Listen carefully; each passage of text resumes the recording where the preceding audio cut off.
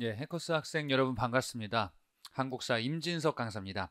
2022년 4월 2일에 시행됐었던 2022년 국가직 한국사 해설 강의를 기출 해설 강의를 진행하도록 할게요. 자, 2022년 국가직 한국사 시험, 물론 이제 직렬은 여러 가지로 준비를 하셨겠지만 일단 이 시험 자체 이제 동일했었죠. 이 시험에 총평을 하자면은 굉장히 쉬웠다. 예. 그 몇 년간 시행됐었던 국가직 한국사에 비해서 가장 쉬운 수준이었었어요. 합격을 기대한다라고 하면은 최소 90점 이상, 그 즈음까지는 맞아주셔야 합격을 바라볼 수 있겠고요. 공부를 조금 하셨다라고 하면은 100점 정도 충분히 기대할 수 있는 시험의 난이도였었습니다. 자, 20문제 한번 쭉 저와 함께 검토를 해보도록 할게요. 1번 문제 보도록 하겠습니다. 자, 다음 풍습이 있었던 나라에 대한 설명으로 옳은 것은 가족이 죽으면 시체를 가매장. 여기 딱 보고서 여러분들 공부했으면 뭐 더 이상 읽을 필요가 없었을 거예요. 아주 기초적인 초기 국가를 구분하는 문제였었죠. 부여, 고구려, 옥저, 동해, 삼한이라는 이 초기의 국가들, 이 국가들의 그 풍습, 내용을 보고서 그 당시에 어떤 국가인지를 구분하는 기초적인 문제였었습니다. 이거 틀리면 합격하면 할 수가 없죠. 그죠? 자, 지금 여기 나와 있는 거는 가족 공동 무덤이고요. 그리고 목곽 입구에 죽은 자가 먹을 양식으로 쌀을 담아두었다. 영혼을 믿는 이런 모습도 확인할 수가 있었다. 그래서 이 풍습이다라고 하면은 바로 초기 국가 옥저에 해당하는 내용이다라는 것을 파악할 수 있을 겁니다. 그래서 답은 1번이 되겠죠. 옥저의 풍습인 민며느리제라는 이런 혼인 풍습이 있었구나. 2번 같은 경우에는 사출도라는 이런 키워드가 나온 걸 보니까 부여였었고요. 3번은 삼한의 재정 분리사회임을 파악할 수 있어요. 그 다음에 4번에 무천이라는 제천행사. 제천행사 국가별로 이제 구분하는 건데 무천은 동해에서 행했었던 10월 달의 행사다라는 것을 파악을 당연히 하셨을 겁니다. 거저주는 문제였어요. 2번 보겠습니다. 우리나라 유네스코 세계유산에 대한 설명으로 옳지 않은 것을 골라라. 예, 유네스코 유산 문제는 여러분들이 이게 유네스코 문화유산, 뭐 기록유산 이런 것들이 있었을 텐데 그 중에 해당되는 것, 해당되지 않는 것 이런 걸로 많이 연습을 하셨을 것이고 그리고 세부적인 내용들에 대해서도 수험적으로 의미가 있는 것들을 뽑아서 공부를 하셨을 겁니다. 이것도 뭐 어려운 문제가 아니었었어요. 유네스코 세계문화유산이라는 이런 문제의 내용을 담고는 있는데 사실은 고대 고분 또 그리고 불탑 이런 거와 관련된 문제예요. 그래서 고대 문화편과 관련한 유적 에 해당하는 문제였습니다. 1번 미륵사지에는 목탑 양식의 석탑이 있다. 예, 이거는 지금 유네스코 유산 중에서 백제 문화유산에 해당하죠. 예, 백제 문화유산이다라고 하면은 세 지역을 들 수가 있었어요. 바로 어디냐면은 공주, 부여, 익산 여기가 이제 세 개죠. 그 중에서 익산에 있는 게 미륵사지 석탑이었습니다. 미륵사지 석탑, 이는 석탑인데 목탑 양식의 석탑으로 여러분들이 쭉 공부하셨던 내용입니다. 그 다음에 2번에 정림사지에는 백제 5층 석탑이 남아있다. 부여에 있어요. 이거는 정림사지 5층 석탑은 별칭으로도 소개가 됩니다. 바로 이제 평제탑이다. 당나라 소정방이 백제를 정벌하면서 백제를 평정했다라는 의미로 이름을 붙이기도 했었던 것이죠. 예, 이런 것들 사진으로 기억이 나셨어야 돼요. 3번에 능산리 고분군에는 계단식 돌무지 무덤이 있다. 백제의 고분을 구분하는 문제였었습니다. 한성시기 때 있었던 석촌동 고분, 한성시기 때 있었던 초창기 석촌동 고분 같은 경우에는 계단식 돌무지 무덤, 이건 뭐야? 고구려와 유사한 형태를 띠고 있었다라는 것을 키워드로 보셨을 거예요. 그 다음에 웅진 시기로 접어들면은 무덤의 양식이 두 가지로 등장을 하죠. 그래서 이렇게 정리를 할 수 있었네. 자, 여기다가 한번 써보면요. 한성시기다 라고 하면은 돌무지 무덤이었었고요. 그 다음에 요게 바뀌는 게 이제 바로 이제 공주지역 웅진시기죠. 웅진시기는 두 개로 나눴으니 바로 굴식 돌방무덤과 벽돌무덤 요렇게 있었어요. 이 웅진 시기 때의 무덤이다라고 하면은 바로 공주지역 송산리 고분이죠. 벽돌무덤 송산리 6호분과 무령왕릉에 해당하죠. 자, 그 다음에 요게 이제 사비시기로 가는 거였었어요. 사비시기로 가면은 굴식 돌방 무덤의 형태로 바뀌게 되는데, 예, 요게 이제 하나로 보통 일어나 되는데, 굴식 돌방 무덤의 대표적인 게 사비면은 부여죠. 부여의 능산리 고분군이 되겠죠. 자, 그래서 지금 3번의 보기 같은 경우에는 사비시기 능산리 고분에 대해서 얘기하고 있는데 돌무지 무덤, 이것을 가지고서 소개를 하고 있으니까 답이 될 수 없겠죠. 4번 무령왕릉에는 무덤의 주인공을 알려주는 지석이 있었다. 예, 무덤의 주인공이 누구야? 무령왕이지요. 무령왕과 부인인데 사마왕이라는 표현으로도 등장을 했었어요. 예, 이게 바로 이제 무령왕릉 지석이었었다. 자, 그래서 4번 무령왕릉에 해당하는 그 내용이고, 이게 바로 이제 중국 남조 방식이었으며 벽돌 무덤의 형태를 띠고 있었다. 예, 답을 3번으로 고르는데 전혀 무리가 없습니다. 다음 문제 3번 문제요. 조선시대 관청에 대한 설명으로 옳은 것을 고르는 문제였었다. 조선시대 때 주요 통치 조직에 해당하는 내용들을 고르는 건데요. 1번 보니까 사간원에 대해서 나왔습니다. 예, 3사 중에 하나죠. 사간원, 사헌부, 홍문관, 예, 3사 중에 하나인 이 사간원 같은 경우에는 간언을 하는 이런 서경권, 그리고 간쟁권, 봉박권이라는 이런 언론 기능을 수행하는 기관 중에 하나죠. 자, 그런데 교지를 작성했대요. 1번에 있는 요 뒤에 내용, 교지를 작성했다. 이거 뭡니까?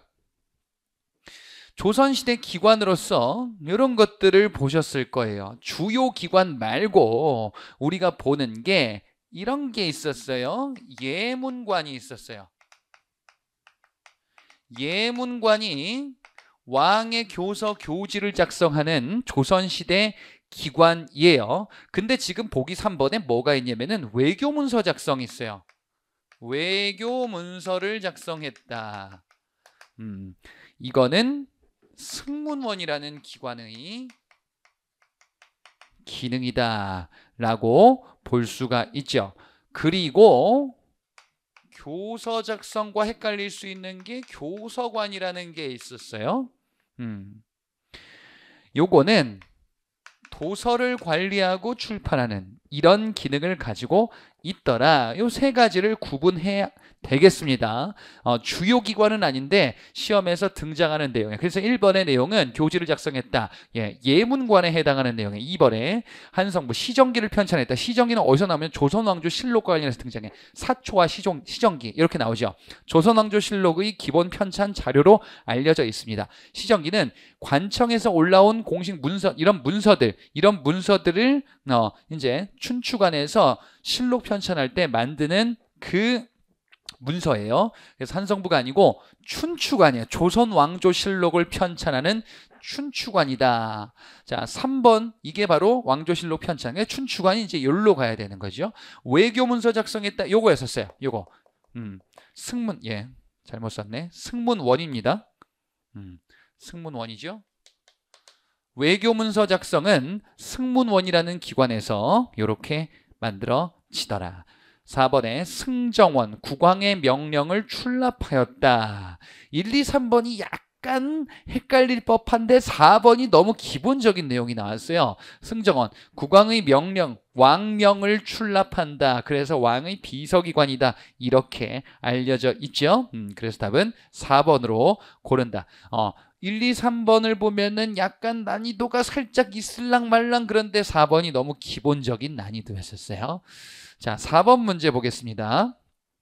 가에 대한 설명으로 옳은 것을 골라라. 자, 사료가 나왔는데요. 3.1운동 직후에 만들어진 가. 뭔가 냄새가 나요. 그거 같아. 3.1운동 직후다. 그러면 1910년대 후반에 3.1운동, 이것을 계기로 만들어진 그거일 것 같은데 확인으로 연통제라는, 그러면 됐지. 그지? 예. 여러분은 영어를 푸셨어야 되잖아. 하나 더. 여기서 그만 읽었어야 되는 거예요. 실제 공부를 하셨다면은.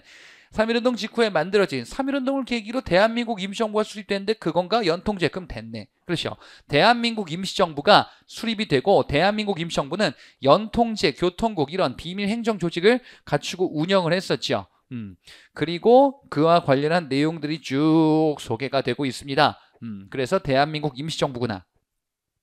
1번에 외교운동을 위해서 미국의 구미위원부를 설치하였다. 외교활동을 위해서 미국의 구미위원부, 워싱턴에 둔 거예요. 예, 이승만이 활동을 했었고, 그리고 김규식을 파리강화의 대표로 파견하는 이런 역할을 하기도 했었던 게 대한민국 임시정부였었다. 예, 외교와 관련해서 내용으로 살펴봤었어요.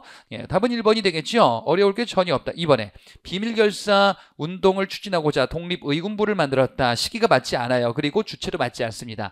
대한민국 임시정부는 3.1운동을 계기로, 그러니까 1910년대 말 1919년에 만들어졌는데 독립의군부 이건 뭐예요? 이거는 1910년대 1912년 일제강점기 헌병경찰 통치 시기, 즉 3.1운동 이전에 만들어진 기관이고, 이는 호남지방의 임병찬이라는 사람이 고종의 밀지를 받아서 복벽주의를 완성하겠다라는 취지로 만든 비밀결사 조직이었었어요. 대한민국 임시정부는 관련이 없더라. 3번 이인영 허위 등을 중심으로 서울 진공작전을 추진하였다. 이것도 뭐 얼척없는 보기가 나왔어요. 예. 자, 서울 진공작전은 정미의병 시기에 해당하죠. 정미의병 1907년 그리고 1908년 이런 국권 피탈 시기, 일제강점기 전에 있었던 이런 의병 항쟁이에요. 4번 영국인 베델을 발행인으로 대한매일신보를 창간하였다. 이것도 뭐 얼척없는 게 나왔어요. 예, 국권 피탈 시기 때 러일 전쟁 직후 만들어진 기관, 지금 이 신문으로서 신민회의 기관지 역할을 하기도 했다. 이렇게 봤었습니다. 자, 그래서 옳은 것을 고른다. 대한민국 임시정부 고른 아주 기본적인 문제, 뭐 다 거저주는 문제였었네. 예, 거저 받아 먹었으면 됐습니다. 답은 1번이 되겠어요. 5번 문제 보겠습니다. 자, 가나 승려에 대한 설명으로 옳은 것을 골라라. 승려 문제 많이 또 연습하셨을 거예요. 주요 승려 말고도 이제 몇몇 포인트가 되는 승려들이 있었어요. 가를 보자. 중국 유학에서 돌아와 부석사, 그만 읽어야, 그지? 예. 중국 유학을 갔다 왔었구나. 그럼 원효대사와 같은 국내파 승려가 아니었었고 부석사 사원을 건립했다. 예. 이 승려가 건립한 창건한 대표적인 사찰이 부석사이죠. 그리고 뒤에는 뭐예요? 문무왕이 경주에 성곽사 의뢰할 때 만류한 일화로 유명하다. 예. 왕에게, 문무왕에게 정치적인 조언을 하기도 했었던 승려로 알려져 있죠. 바로 가는 의상대사입니다. 예. 신라 중대 활약했었던 의상대사는 원효와 유학을 떠나다 원효는 돌아가고 의상은 이제 당에서 유학을 하고 돌아왔었죠. 그리고 이 사람의 대표적인 사상으로 이제 관음신앙이라든지 아니면 화엄사상 이런 것을 강조를 했었구나. 자, 나이 보니까 진골 귀족 출신이에요. 그럼 뭐 신라의 승려 중에 하나인가 봐. 대국통을 역임하였으며 선덕여왕이 황룡사 9층탑의 건립을 건의하였다. 자, 뒤에 내용이 결정적이죠. 선덕여왕이 황룡사 9층탑의 건립을 건의했었대요. 이를 보고서 호국정신을 파악할 수도 있겠고, 이 승려는 누구냐 이거예요. 황룡사 9층탑의 건립을 건의했었던 자장이라는 승려죠. 자장에 대해서 하나 더 아셔야 되는 거는 이 사람은 계율을 강조했었던 승려이죠. 그래서 불교 5교의 계율종 자장 이렇게 여러분들이 외우셨을 겁니다. 자, 그러면 가는 의상이고 나는 자장입니다. 1번 가, 모든 것이 한마음에서 나온다. 일심사상을 제시했다. 일심사상, 화쟁사상, 이는 원효가 제시했었던 사상입니다. 그래서 오답이고요. 2번에 화엄일승법계도 화엄사상이죠. 그죠? 예. 모든 것은 하나로, 하나는 모든 것과 통한다라는 일찍다 다지길, 이런 것이 의상과 관련이 있었어요. 예. 그래서 답은 2번이 되겠다. 3번 왕호천축국전이 나에 왜 나옵니까? 왕호천축국전은 해초가 인도 및 동남아시아를 기행하고 돌아와서 남긴 기록물입니다. 그래서 3번은 해초라는 승려고, 4번 이론과 실천을 같이 강조하는 교관겸수, 뭐 얼척없는 게 또 4번에 딱 나왔다 이거지. 네. 4번에 교관겸수라는 것은 고려 중기 대각국사 의천이 제시했었던 교종과 선종의 통합을 강조하는 가르침이에요. 예, 그래서 답은 2번이 되겠습니다. 승려를 구분하는 문제인데, 예, 이 역시 기본적인 패턴의 문제였어요. 6번 문제 보겠습니다. 가 왕에 대한 설명으로 옳은 것을 골라보자. 예. 당현종 개원 7년에 대조영이 죽으니. 그러면 가는 대조영이 아니에요. 발해와 관련한 왕인가 보다. 그러면 대조영 아니야. 그러면 무왕, 문왕, 선왕 이런 주요 왕들 중에 뭐 하나겠죠. 대조영은 고왕이었고 아들 가 이 사람이 왕위에 올라서 영토를 크게 개척하니 영토를 크게 개척했다. 고왕 다음이다. 그리고 맨 끝에 보니까 연호를 인한으로 고쳤다. 아이 뭐 혹시 모를까봐 계속 얘기하고 있잖아요. 누구? 발해 무왕이다 라고 얘기하고 있어요. 무왕은 당과 대립하면서 무력으로 영토를 확장하기도 했었던 왕이고 이 사람은 인안이라는 독자 연호를 사용하기도 했었죠. 자, 무왕을 고르면 되는 문제입니다. 약간 사료가 조금은 생소해 보일 수도 있는데 단서 다 찾을 수 있어요. 기본적인 평이한 난이도 문제입니다. 1번 수도를 상경성으로 옮겼다. 문왕의 업적이죠. 문왕은 중경에서 상경에서 동경으로 다 도읍지를 천도했었던 왕입니다. 그래서 무왕 다음의 왕이네. 2번 해동성국은 선왕 시기 때 발해 전성기를 보여주는 표현이었었네요. 3번 장문유 시켜서 당의 등주 산둥성, 산둥성을 공격했다. 등주는 뭐 덩저우라고도 알고 계실 겁니다. 그래서 당의 덩저우 산둥성 그리고 요서 일대에서 당군과 격돌하기도 했었던 장문효 바로 발해 무왕 시기 때 군사활동이다 이렇게 볼 수 있겠네요. 뭐 기본적인 포인트였었어요. 4번 발해 고구려 유민과 말갈족을 중심으로 말갈족을 이끌고 동모산의 도읍을 정하였다. 동모산의 도읍을 정해서 국호를 이것으로 만들고 나라를 건국하게 되니 그 국호는 처음에 애초에 진이었어요. 누구? 대조영. 이분께서 진이라는 국가를 만들었다가 발해로 이 왕 때 계칭이 되지요. 자, 그래서 4번은 나라를 건국한 대조영 고왕 시기에 해당하네요. 발해 왕을 구분하는 이 역시 아주 기본적인 패턴이고 지금 보기에 나온 내용 역시 난이도가 있는 보기가 안 나왔어요. 그래서 평이한 문제였습니다. 답은 3번이죠. 자, 7번 문제 보겠습니다. 가라 국왕 때 있었던 사실로 옳지 않은 것을 골라라. 자, 7번 문제. 이 문제는 결론적으로 하면은 그렇게 어렵지는 않아요. 그런데 여러 가지의 왕을 종합적으로 물어보는 문제이기 때문에 개중 약간은 난이도가 살짝은 있는 것처럼 보일랑 말랑 이런 문제입니다. 자, 보니까 조선시대 경국대전에 대해서 소개하고 있어요. 가대 완성되었다. 자, 경국대전은요 조선의 기본 법전이야. 세조 때 편찬을 시작하여 언제? 성종 때 완성되죠. 그래서 성종의 대표적인 완성반포 업적으로 볼 수 있겠네. 가는 조선 초 성종이라는 왕이었습니다. 그리고 이후에 어쩌고 저쩌고 해가지고 뭐 법전 정비가 필요했대. 그럼 뭐 새로운 거 만들겠다 그렇지. 이에 따라 나대의 속대전을 편찬. 그래 뭐 직접적으로 얘기하고 있잖아요. 속대전이라는 법전은 어느 왕의 업적이냐가 편찬은 바로 조선 후기 영조 시기 때 편찬된 법전이고요. 근데 요거 또 있죠. 조선 후기 탕평책을 실시했었던 대표적인 두 왕 영조와 정조가 있는데 영조 때 기본적인 편찬사업에서 제일 많이 나오는 거 이거다라고 제가 강조해드렸어요. 그리고 대전 통편 이것도 정조 편찬사업에서 제일 많이 나오는 게 이거예요. 정조지. 그치? 나는 영조, 나는 정조입니다. 그리고 라대 대전 회통을 편찬했다. 이것도 강조해드렸거든. 뭐 두 개 헷갈리지 마시라고. 정조 때는 대전 통편이고 흥선대원군 고종 시기 때 편찬된 게 대전 회통이죠. 그래서 지금 왕 및 주요 인물, 성종, 영조, 정조, 그리고 흥선대원군, 뭐 고종이 즉위한 이후 흥선대원군이 통치하던 시기죠. 자, 이 시기 때의 사실을 골라주시면 되는데 옳지 않은 겁니다. 1번 보자. 홍문관을 두어 집현전을 계승했다.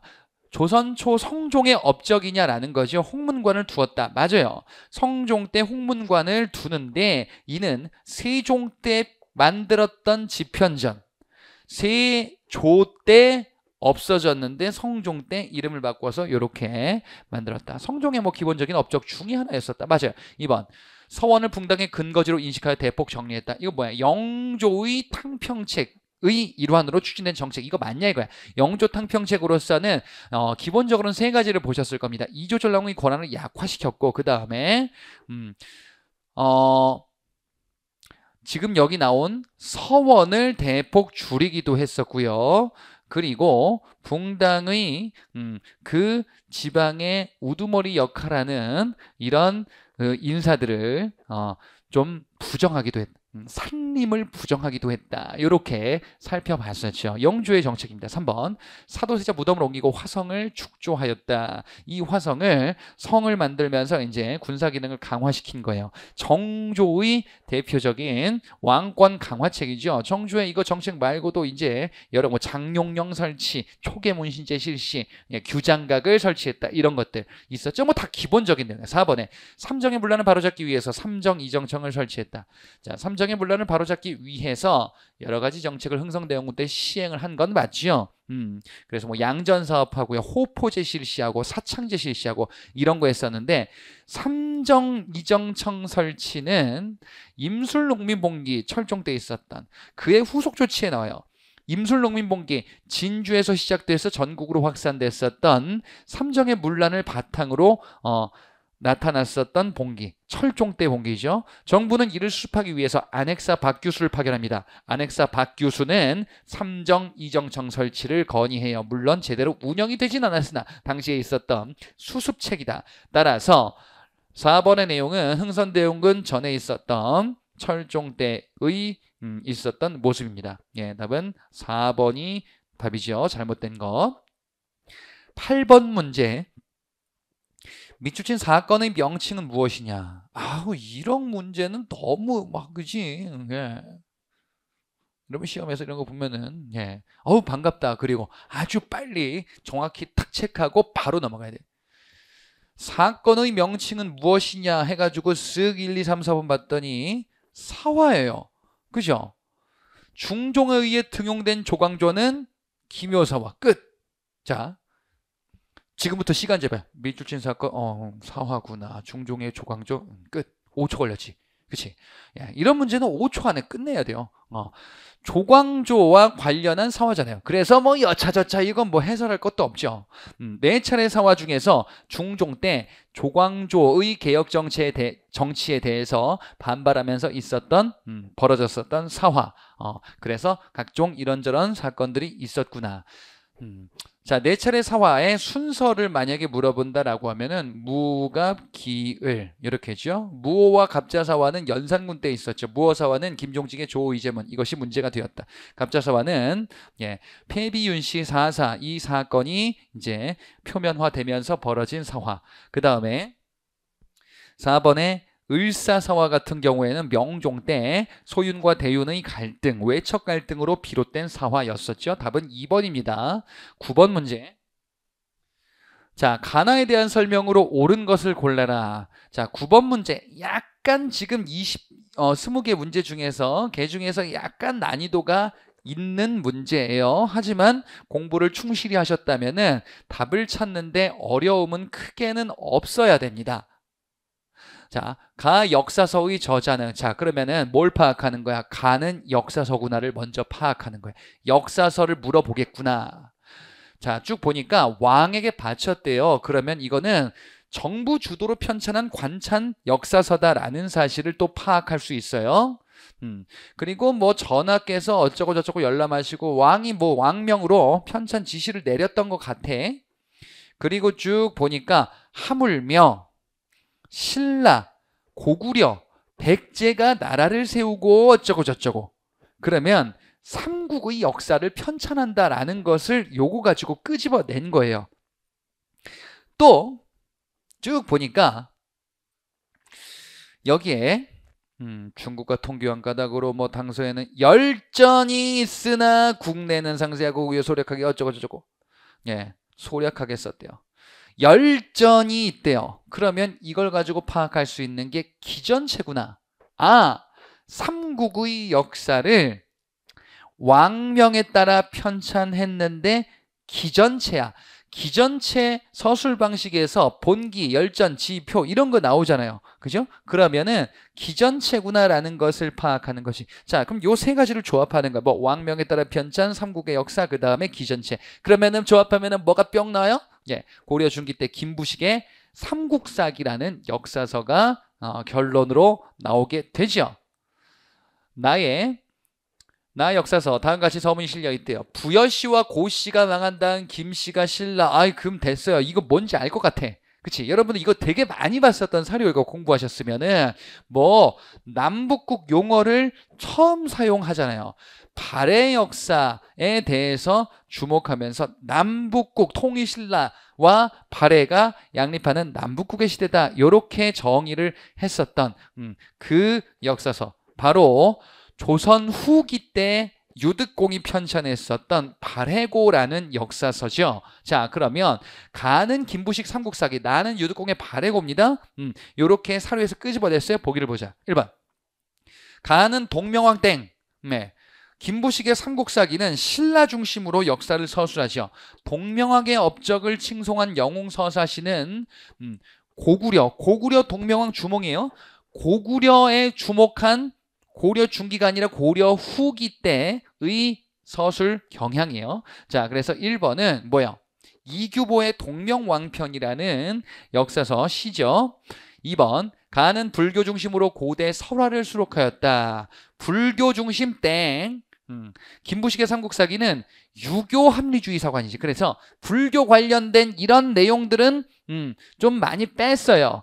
자, 지금 2번의 내용, 불교, 그 다음에 설화까지 유교와 합리주의 이 두 가지 모두 배치되지. 지금 2번에 있는 거는 뭐에 대한 내용이야? 요거는 고려 후기 원간석기 때, 충렬왕 시기 때 이련이 편찬한 삼국 유사에 해당하는 내용입니다. 3번. 나는 만주 지역까지 우리 역사 범위를 확장하였다. 만주 지역까지 우리 역사의 범위를 확장했대요. 그죠? 바로 유득공의 발해고는 발해 역사를 주목하면서 우리 역사의 범위를 만주 일대까지 확장했었다. 지금 이런 표현 나오는 거는요. 유득공의 발해고, 그 다음에 조선 후기 이종휘의 동사에서 등장하는 표현들이에요. 자, 4번에 나는 고조선부터 고려에 이르는 역사를 체계적으로 정리했다. 이게 뭔 소리죠? 고조선부터 고려, 조선시대 편찬하면은 처음부터 그 전 왕조. 그래, 뭐야? 두 글자로 하면은 통사다라는 거야. 조선시대 편찬하면은. 그래서 통사로 엮은 역사서들에 해당하는 내용에 유득공의 발해고는 발해 역사 편찬이잖아요. 그러니까 전부 다 들어가 있지 않아요. 통사의 형식을 취하고 있는 거는 조선 초의 성종 때 동국 통감이 있고요. 조선 후기 때 한시윤의 해동 역사, 그리고 안정복의 동사강목, 이런 것들이 대표적인 통사의 형식을 띠고 있습니다. 자, 그래서 4번 답이 될 수 없다. 답은 3번이 되겠어요. 10번 문제 보겠습니다. 다음 주장을 한 실학자가 쓴 책은 무엇이냐? 토지를 겸병하는 자라고 해서 어찌 진정으로 빈민을 못 살게 하고, 그러면 토지 겸병에 대한 소유 독점에 대한 문제를 언급하겠다라는 거예요. 이게 부정적으로 묘사되고 있어요. 잘못됐다라는 거예요. 그래. 그래서 지금 뭔가의 대책이 필요하다라는 것을 언급하고 있어요. 중략 이후 이 사람이 하고 싶은 말이 있습니다. 진실로 토지의 소유를 제한하는 법령을 세워. 토지의 소유를 제한한대요. 그럼 뭐다 이거야? 한한다. 한전론이에요. 한전론에 대해서 얘기를 하는데, 근데 이거 두 개 있는 거 아시죠? 한전론은 이익이 제시하는 한전론이 있고 박지원이 제시하는 한전론이 있어요. 두 가지가 있었습니다. 이익이 제시하는 한전론은 요거는 뭘 내용으로 합니까? 최소 생계 가능 토지, 이것에 대해서 매매를 제한하자. 박지원의 한전론은 최대 소유를 제한하자라는 거예요. 그래서 이 문제는 둘 중에 하나이다라는 것을 좁히셔야 돼요, 범위를. 근데 보니까 토지의 소유를 제한하는데 보니까 제한된 면적을 초과해 소유한 자는 더는 토지를 점하지 못한다 라고 돼 있어요. 그럼 뭐야? 둘 중에 뭐야? 박지원의 한전이죠. 제한된 면적을 초과, 그러면은 초과를 못하게 하는 거니까 최대 이만큼까지만 설정하도록 하는 거죠. 10번의 문제는 약간 난해하게 보일 수 있어요. 이 단서를 못 찾으면은. 그지? 예. 그래서 어설프게 공부한 애들이 꼭 요거 하면은 이게 성호사설 이렇게 찍고서 이제 시험도 떨어지는 거죠. 그지? 지금 요거는 박지원의 한전론이라 박지원의 저서를 찾아야 돼요. 답은 3번이 되죠. 1번의 반계수록은 유형원의 반계수록, 유형원이고 2번 이기예요. 그래서 2번, 3번이 경합했을 거야 아마. 4번의 목민심서 정약용의 저서죠. 예, 답은 그래서 3번입니다. 11번 문제 보겠습니다. 자, 11번. 가시기에 있었던 사실로 옳은 것을 골라보자. 한국을 식민지로 삼은 일제는 헌병에 경찰 업무를 부여하는 헌병경찰제를 시행했다. 그럼 뭐야? 가시기를 물어봤는데 헌병경찰제 얘기가 나와요? 그러면 1910년대 얘기겠죠. 혹시 얼척없이 다른 걸로 주제가 바뀌는지를 대충 보니까 그냥 설명하고 있어요. 3.1운동이 벌어진 때까지를 가시기라고 부른다. 아, 그러면 헌병경찰제가 시행된 3.1운동 전까지 시행된 3.1운동 때까지 시행됐었던 바로 무단통치 1910년대 일제의 통치 방식이죠. 1910년대 일제의 통치 방식 이 시기에 있었던 사실로 옳은 것을 고르면 되겠다. 1번 토지조사령이 공포되었다. 1910년대 일제가 토지를 약탈하기 위해서 시행했었던 그 제도 바로 토지조사 사업이죠. 토지조사 사업은 토지조사령이 공포되면서 본격화될 거예요. 그래서 토지조사 사업의 세부 개념입니다. 1번 답이야. 2번 창씨개명 조치. 이거는 민족 말살 통치 시기 때 우리 민족성을 말살하기 위한 조치임을 알고 계실 거예요. 30년대 이후에 해당합니다. 3번 초등교육기관 명칭이 국민학교로 변경되었다. 일제 조선교육령에서 1차 교육령, 2차 교육령, 3차 교육령, 4차 교육령 이렇게 했어요. 그 중에서 황국신민학교로 변경된 시기는 3차 조선교육령이고 거기까지 갈 필요 없이 민족성을 말살하기 위한 황국신민화 정책의 일환이지요. 3, 40년대 정책들이에요. 2번과 3번. 4번도요. 전쟁 물자 동원을 내용으로 하는 국가총동원법이 적용되었다. 국가총동원법, 전쟁에 일제가 대처하겠다. 1931년 만주사변, 1937년 중일전쟁까지 벌어지니까 이제 전쟁에 총동원해야겠다. 1938년 국가총동원령을 시행하면서 민족말살 통치, 전쟁체제, 전시체제를 확대시켜 나갈 거야. 그래서 2번, 3번, 4번은 3, 40년대의 정책이죠. 뭐가 이렇게 쉬워? 답은 1번이지. 12번 문제 보겠습니다. 밑줄 친 그에 대한 설명으로 옳은 것을 골라보는 인물 문제입니다. 자, 한국국민당을 이끌던 그는 이거 된 것 같지 않아? 그치? 여기서 끝난 것 같은데 한국국민당 1930년대 중반은 일제강점기 1930년대 중반은 김원봉이 주도하는 민족혁명당 계열의 통합운동이 활발한 시기예요. 1930년대 중반. 이때 김원봉이 주도하는 민족혁명당 쪽으로 인물들이 많이 모이는데 나는 가지 않겠다. 나는 독자 노선으로 가겠다. 라고 했었던 인물이 김구고 그 사람이 주도해서 창당한 조직이 한국국민당이에요. 그래서 그는 김구일 것 같죠?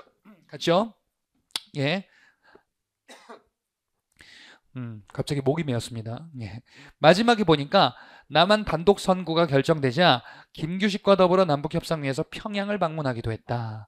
그래 뭐다.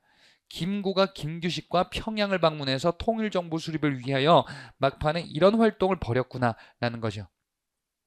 김구에 대해서 옳은 거 고르면 되는 문제죠.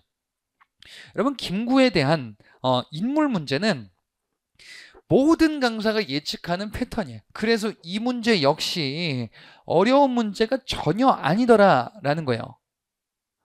자, 1번에 좌우합작위원회를 구성해 좌우합작 실현칙을 발표했다.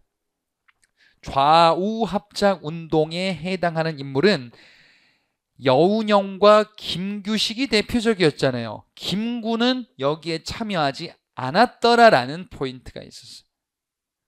자, 그래서 1번 틀렸어요. 2번 광복 직후 안재홍 등과 함께 조선 건국준비위원회를 만들었다. 광복 직후 가장 먼저 출범한 조직이 이거였지.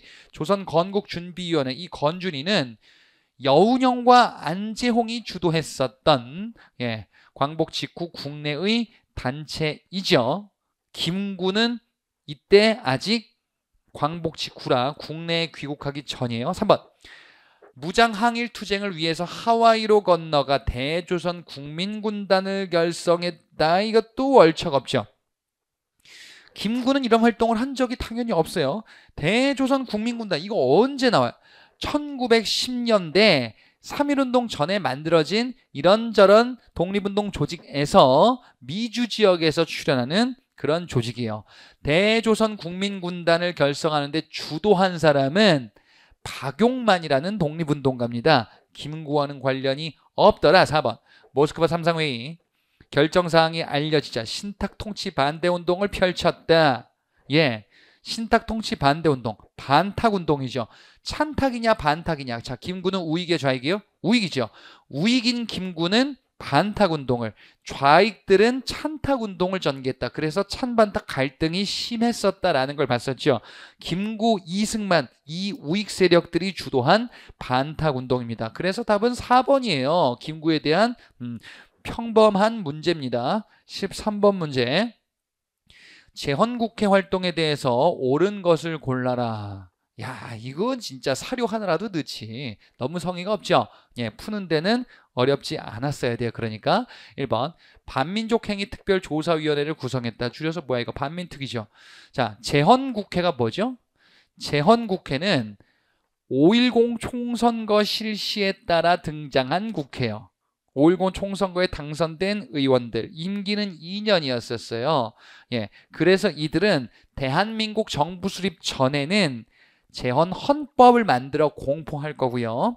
대한민국 정부 수립 이후에는요, 주로 2년간 3가지 법령을 만들게 되니 그게 바로 반민족행위처벌법, 농지개혁법, 귀속재산처리법 요 3가지를 만들었어요.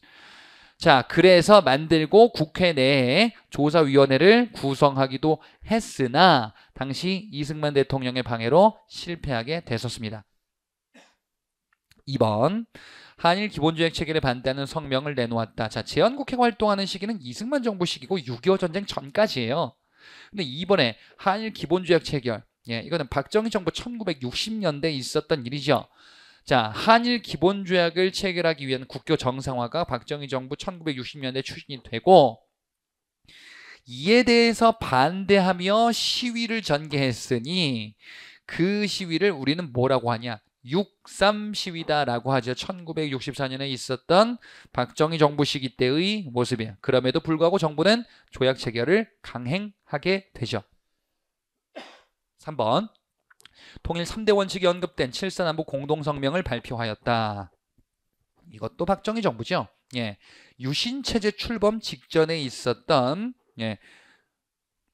남북 간의 합의죠. 이 3대 원칙이 뭐였어요? 자주, 평화, 민족 대단결 이었었지. 시기가 전혀 맞지 않다. 4번 통일주체 국민회의에서 대통령을 뽑는다는 내용의 개헌안을 통과시켰다. 통일주체 국민회의는 유신체제에 해당하죠. 유신헌법이야. 유신헌법에서 대통령을 뽑는 간선제 기구예요. 그래서 1970년대입니다. 3번 발표하고 유신체제 출범을 하게 되죠. 이후에. 자, 답은 1번 시기로 찜쪄 먹을 수 있는 아주 기본적이고 성의가 드럽게 없는 문제였다. 14번 문제 보겠습니다. 밑줄 친 그에 대한 설명으로 옳은 것을 골라보자. 자, 이것도 인물이에요. 고종이 즉위한 직후에 실권을 장악한 그 설마? 그 사람 같은데 러시아를 견제하게 천주교 선교를 통해서 프랑스와 교섭하려 했다. 하지만 어쩌고 저쩌고 병인 박해가 벌어진 배경이네. 그치? 병인박해는 국내에 프랑스 선교사를 비롯한 천주교 신자들을 처형시킨 사건, 천주교 박해요. 이 천주교 박해가 벌어진 배경이 바로 러시아를 견제하게 프랑스와 교섭을 하려고 했는데 실패하면서 이제 이런 박해를 일으키게 되더라. 바로 누구냐? 흥선대원군 집권 시기에 해당하지요. 그리고 끝에 보니까 이모군란이 일어났을 때 잠시 권력을 장악했다. 흥선대원군은 이모군란 때 일시적으로 재집권했었어요. 흥선대원군은 10여 년간 통치하다가 하야하고 이모군란 때 잠시 집권했다가 청군에 잡혀가죠. 그렇구나. 흥선대원군이야. 흥선대원군에 대한 설명 옳은 것을 골라주시면 되겠습니다. 1번 미국의 보빙사라는 사절단을 파견하였다. 자, 여러 사절단들을 파견해. 일본에는 수신사, 조사, 시찰단 이런 거 파견하고, 청해는 영선사, 미국에는 보빙사. 근데 다 이거 언제예요? 흥선대원 하야 이후, 개항 이후에 해당하는 조선정부의 대책이니까 바로 흥선대원군 때는 아니구나. 2번 전국 여러 곳에 척화비를 세우도록 했다. 흥선대원군 때 있었던 사건들이 이런 게 있었잖아요. 뭐가? 병인박해,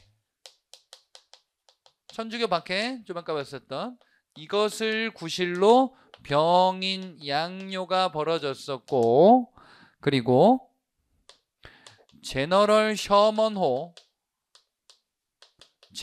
셔먼호라는 배를 불태운 사건, 이것을 계기로 미국이 쳐들어가죠.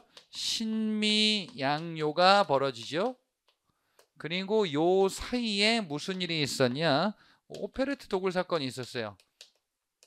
예, 흥선대원군 때 있었던 주요 대외적인 사건들이었었다. 그리고 신미양요 이후에 이제 서양과 통상할 수 없다라는 척화비를 건립하게 된다. 답은 2번이야. 그래서 3번 국경을 획정하고자 백두산 정계비를 세웠다. 백두산 정계비는 청과 조선의 영토 경계선을 확정했었던 건데, 토문강이 어디냐라는 논쟁이 있었던, 후일 논쟁이 있었던 이런 비석이죠. 예, 조선과 청의 경계선, 백두산을 기점으로 서쪽은 압록강, 동쪽은 토문강인데 토문강이 두만강이냐 토문강이냐 그거지. 자, 이거 언제? 조선 후기 숙종 때 만들죠. 4번 통리기무함문 설치 아래에 12사를 두었다. 통리기무함문 설치는 마찬가지로 흥선대원군 하야 이후에 해당합니다. 예, 자, 그래서 답은 2번이 되겠죠. 어려울 게 하나도 없다. 15번 문제. 약간은 생소한 사료인데 제 수업을 들으셨다면은 요 일화는 들으셨을 겁니다. 자, 그걸 몰라도 풀 수 있어요. 자, 왕을 고르는데 백제 계로왕이 나왔어요. 계로왕은 이 사람은 바둑 덕후예요. 바둑을 너무 좋아해. 그러다가 이제 승려 하나 알아가지고 이런저런 고급 정보들 알려주고 친해졌는데 이 승려가 잠적했다. 알고 보니 장수왕의 첩자였다. 그래서 계로왕 백제가 침략을 받게 된다. 자, 백제 계로왕에 대해서 얘기하고 있는데 이렇게 저렇게 막 바둑 두고 요렇게 했는데 이제 막 뒤에 난리가 났네요. 자, 이 왕이 기뻐해 백제를 치려고 장수에게 군사를 나누어 주었다. 그럼 이 왕은 누구예요? 계로왕 때 백제를 공격했었던 왕이네요. 바로 계로왕을 살해했었던 한성을 함락하죠. 고구려 장수왕에 해당하는 내용입니다. 자, 고구려 장수왕 시기 때의 정책을 고르면 되는 문제인데 사료만 잘 파악하시면 되는 문제였어요. 1번 평양으로 도읍을 천도하였다. 장수왕 때 남진 정책이죠. 그래서 기존의 국내성에서 평양으로 도읍을 천도하고 장수왕 때에는 한강역 전체를 장악하게 되는구나. 백제는 이제 웅진으로 도읍을 천도하게 되겠죠. 피난 가는 거지. 2번 진대법 처음으로 시행. 이건 뭐야? 고국 천왕 때 국상 을파소의 건의에 의하여 진대법, 백성들에게 곡식을 베풀어주는 이런 구휼 정책을 시행하게 되죠. 장수왕 이전에, 한참 이전에 있었던 고국 천왕 때 을파소의 진대법. 자, 3번 낙랑군 점령 한 9년 세력을 몰아내었다. 이거는 고구려 미천왕 시기 때 해당하죠. 미천왕 시기 때에는 낙랑군을 비롯한 한사군을 정벌하여 영토를 늘리고 대동강 유역까지도 진출하게 될 거예요. 한 9년 세력, 한사군이 소멸되었다라는 다른 표현이죠. 4번 신라의 침입한 왜군을 낙동강유역에서 물리쳤다. 이거 뭐야? 신라의 침입한 왜군. 그래서 신라가 원군을 요청하네. 원군을 보내주죠. 왜군이 낙동강 쪽에 금강가 쪽으로 피신하죠. 그래서 쫓아가서 괴멸시키지요. 바로 고구려 광개토대왕 시기 때 해당하는 내용이었습니다. 예, 답은 1번 장수왕 업적 고르는 문제인데 사료만 파악하면은 전혀 어렵지 않은 문제였어요. 16번 문제 보자. 다음에 설명하는 문화유산은 무엇이냐? 자, 1번에 서울의 흥인 지문이 나와서 약간 긴장하셨을 거예요. 이거 뭐야? 서울의 4대문 중에 하나예요. 그죠? 근데 여기서는 그게 아니고 건축물인데요. 뭘 포인트로 삼고 있나 보자. 이 건물은 주심포 양식. 단서가 나왔어요. 주심포 양식의 건축물. 중세 고려 문화편의 주제, 주요 주제 중에 건축물 주제에 이게 있어요. 주심포 양식의 건축물은 다포 양식으로 바뀌기도 했다. 주심포를 텍스트로 풀어서 설명할 때 이거구나라고도 파악할 수 있어야 돼. 주심포는 뭐야? 기둥에 포가 하나씩만 있는 거야. 다포는 뭐예요? 기둥에 포가 기둥 포와 포 사이에도 포가 또 있는 거죠. 그지? 주심포 양식의 건축물이다라고 하면 수험적으로 여러분은 필수 암기사항이셨을 거야. 3가지가 있어요. 외워야 되는 거. 뭐 영주 부석사에 무량수전 있고, 그치? 그리고 예산수덕사의 대웅전 있고, 3개 중에 가장 시대적으로 앞선 거는 안동 봉정사의 극락전 있어요. 그래서 3가지 건축물이 바로 주심포 양식의 건축물이다라는 사실을 알아두셨어야 되고, 또 하나 안동 봉정사의 극락전이 이 중에서 가장 오래된 목조 건물이다. 한국사 통틀어서도 라는 사실을 또한 알고 있어야 돼. 그래서 주심포 양식이면서 가장 오래된 최고의 목조 건축물은 셋 중에 무엇이냐? 답은 2번이에요. 안동 봉정사 극락전, 영주 부석사 무량수전, 여기엔 빠졌는데 예산 수석사의 대웅전, 요 3가지가 바로 뭐였어요? 주심포 양식의 고려시대 건축물들이었습니다. 자, 1번은 조선의 도읍지 한양의 한양도성이 있고, 그 한양도성의 출입구 서울의 4대문 중에 동쪽에 있는 문이 흥인지문이에요. 그 다음에 4번 합천 해인사의 장경판전. 이건 뭐였지? 유네스코 세계 문화유산 중에 하나인데요. 여기 안에 있는 게 팔만대장경이죠. 조선 초 태조 때 강화도에 있던 팔만대장경을 옮겨서 보관하는 건축물 만든 게 바로 이제 해인사의 장경판전이었더라. 답은 2번. 17번 문제. 가단체에 대한 설명으로 옳은 것을 골라보자. 아관파천이라는 단서가 나왔어요. 아관파천은 뭐였죠? 당시 왕이었던 고종이 러시아 공사관으로 파천, 피신했었던 이 사건이죠. 왜? 아관파천 전에 고종이 뭔가 좀 흉악한 일을 겪었어요. 왕비였었던 명성호가 일본에서 시해됐죠. 그래서 신변의 위협을 느낀 고종이 파천했다. 이권 침탈이 가속화되네요. 이러한 가운데 서재필 등은 가를 만들었다. 그거 같은데? 어쩌고 저쩌고 해가지고 제출하고서요. 만민공동회를 개최했대. 만민공동회 개최, 서재필. 그리고 이 단체는 자주독립국가를 만드는 것을 목표로 한다. 자주독립국가 만드는 것뿐 아니라 그 국가의 모습은 민권이 보장되는 입헌군주제 국가로 탈바꿈시키자라는 참정권 운동을 전개하기도 했었죠. 바로 뭡니까 이거 다? 독립협회에 해당하는 내용이에요. 서재필은 독립신문 창간하고 독립협회 결성을 주도하기도 했었어요. 그러니까 아관파천 이후에 러시아를 비롯한 열강들이 우리의 이권을 빼앗아가고 고종이 지금 자주성이 상실되고 있어요. 고종이 지금 피신해 있기 때문에, 그래서 자주독립국가를 만드는데 민주주의 국가를 만들자라는 이러한 일념하에 결성된 게 독립협회였었고, 토론회 개최안이 만민공동회라는 토론회였었어요. 자, 독립협회에 대해서 옳은 것을 골라주시면 되는 문제입니다. 1번 교육입국조서 작성해서 공부했다. 교육입국조서, 요거는 독립협회 이전에 2차 가보개혁 때 등장하는 내용이에요. 2차 가보개혁은 교육의 근대 교육의 지침을 마련하기 위한 교육입국 조서를 작성 반포하게 됩니다. 독립협회와는 관련이 없고 그 이전 조선정부의 정책에 2번 영은문이 있던 자리 부근에 독립문을 세웠다. 영은문은 기존 청나라 사신이 우리나라 들어올 때 통과하는 문이었었는데 4대 정책의 상징이었죠. 이것을 이제 자주 독립국가로 만들자라는 이런 상징적인 건축물로 독립문을 세우게 되는데 요거를 추진하기 위해서 돈이 부족하기 때문에 단체를 만드니 독립협회이기도 했습니다. 그 답은 2번이야. 3번. 개혁의 기본 강령인 홍범 14조 발표했다. 홍범 14조는 2차 가보개혁의 지침 역할을 했었다. 마찬가지로 조선정부의 정책입니다. 4번. 일본의 진빚을 갚자는 국채보상운동을 일으켰다. 국채보상운동은 일단 시기가 맞지 않아요. 독립협회 시기가 아닙니다. 독립협회 활동하는 시기는 1890년대 후반이에요. 지금 여기 나오는 국채보상운동은 1907년부터 전개됐었던 일본의 진빚을 국민의 힘으로 갚자라는 운동이에요. 주체와 시기가 맞지 않습니다. 자, 이 국채보상운동은 대구에서 서상돈 발의로 추진이 됐었고요. 이에 따라 국채보상기성회라는 조직이 만들어질 거고요.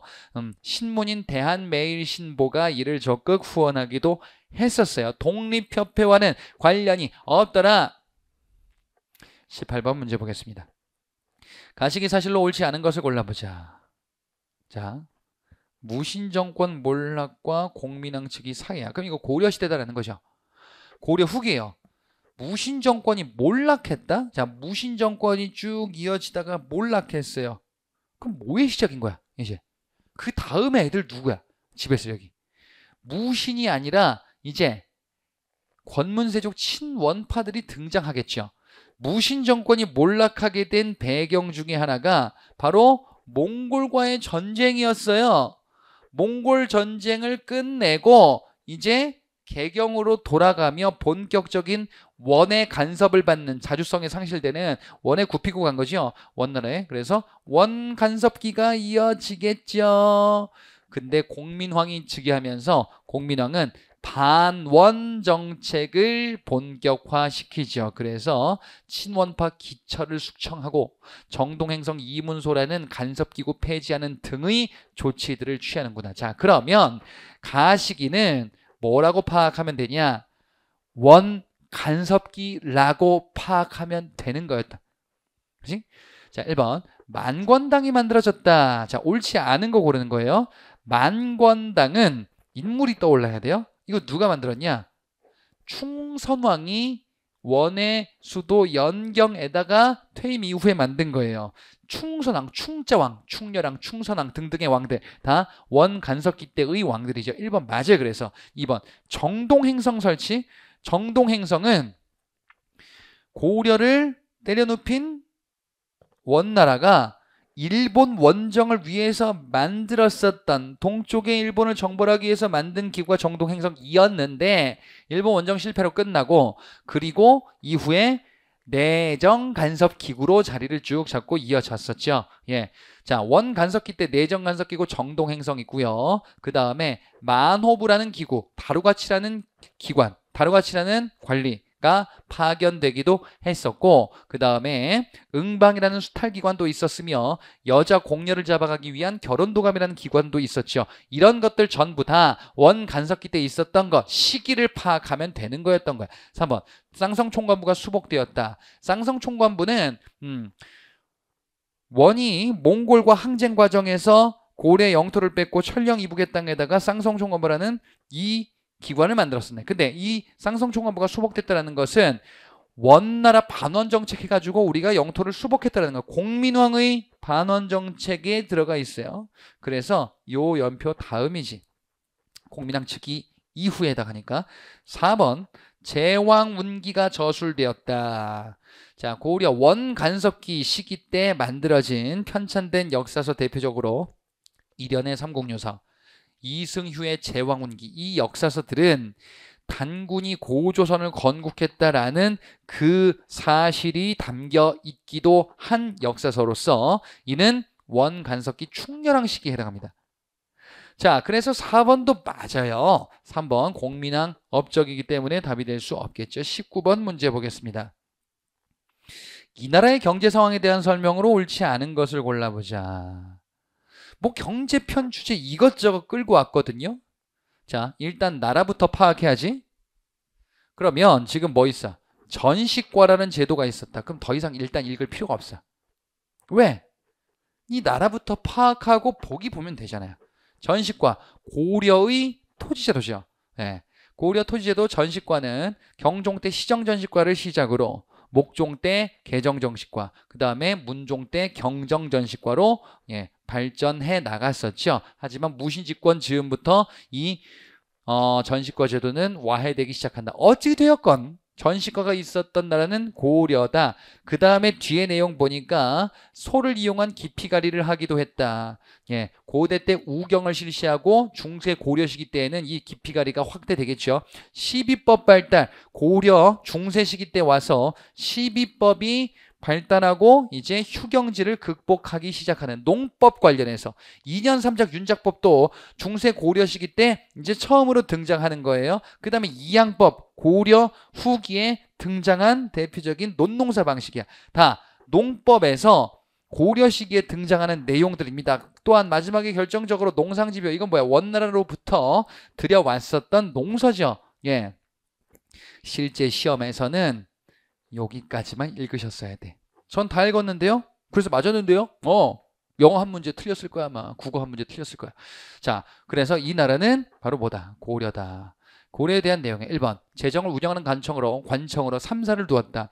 고려의 3사와 조선의 3사가 어떻게 다른가를 물어보는 포인트였었던 거죠. 고려시대 3사는 단순 회계 기능을 담당하죠.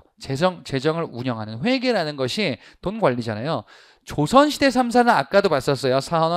사헌부, 사관원, 홍문관. 언론기관이에요. 그래서 고려 맞네요. 2번 공물 부과 기준이 가호에서 토지로 바뀌었다. 공납제도예요. 자, 공납이라는 공물 부과 세금 제도는 특산물 납부하는 건데 원칙은 집집마다 니네 무슨 특산물 집집마다 즉 가호 단위인데 이것이 가호 단위로 하니까 조금 뭔가 불합리하더라. 토지 소유를 기준으로 납부하도록 하자. 토지로 바뀐다. 요렇게 바뀌게 된 거는 조선 후기 광해군 때 처음 시행됐었던 대동법에서 등장하는 내용이에요. 그래서 호세에서 토지세 또는 공납의 전세화, 토지세 전세가 됐으니까 그지? 공납제도가 이런 표현으로도 나오죠. 그래서 2번은 조선 후기 조선시대에 해당한 3번 생산량의 10분의 1에 해당하는 조세를 거두었다. 10분의 1 조세 즉 전세 토지세는 생산량의 10분의 1을 거두도록 하는 게 원칙인데 이게 고려시대 조선 초까지 쭉 이어졌었는데 세종 때 공법이 시행되면서 요게 좀 기준이 바뀌는 거죠. 연분구등법. 이는 상상년 20두에서 하하년 4두까지 조선시대 때 돼서는 이 원칙이 조금 바뀌더라. 4번 소라는 행정구역. 소 뭐야? 향부곡소 특수행정구역이죠. 그중에 소는 수공업 물품을 생산하는 수공업을 담당하는 차별받는 특수행정구역이었어요. 향부곡소는 조선시대 가서 모두 다 소멸돼요. 그래서 고려에 해당하는 내용이고 향과 부곡은 신라에도 있었는데 소라는 특수행정구역은 고려에만 있었습니다.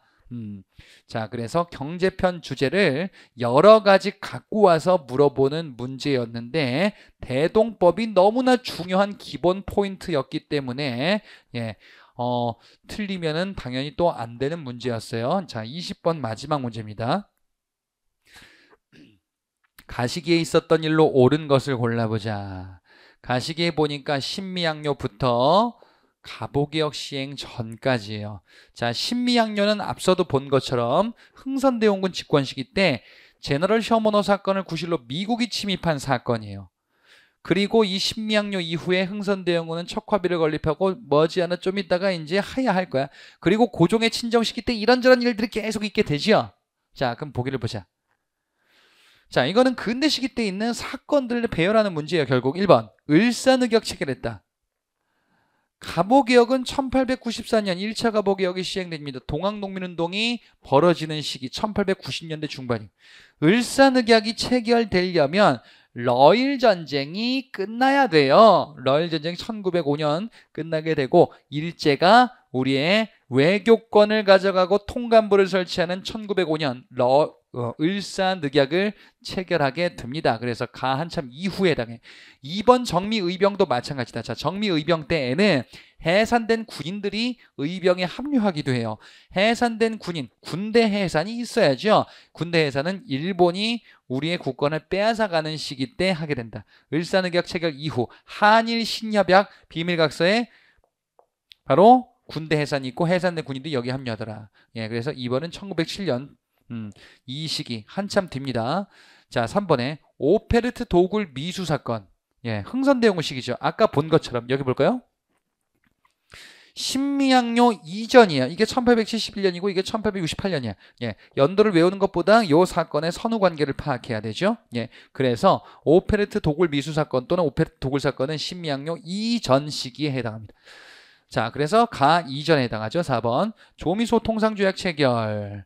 예, 신미양요 이후에 흥선대원군 하야하고 강화도 조약 체결되고 그 다음에 미국과 서양과 최초의 조약인 조미소 통상조약이 체결되는데 이 조미소 통상조약이 체결되려면 황준센의 조선책략이 조선 내에 유포돼야 돼요.